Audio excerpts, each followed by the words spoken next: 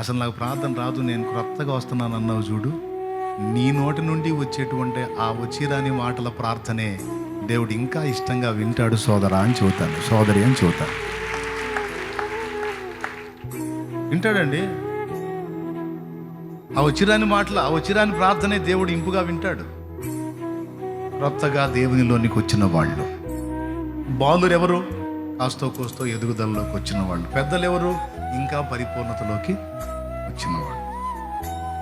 కాబట్టి అన్న, నేను కొత్తగా వస్తున్నానన్నా, నా స్తుతి కూడా దేవుడు వింటాడా, నా పాటలు కూడా దేవుడు వింటాడా, నా ఆరాధన కూడా దేవుడు తీసుకుంటాడంటే 100కు 100% గ్యారంటీగా చెబుతున్నాను, నీ ప్రార్థన, నీ పాటలు, నీ ఆరాధన, నీ స్తోత్రాలని దేవుడు అంగీకరిస్తాడు.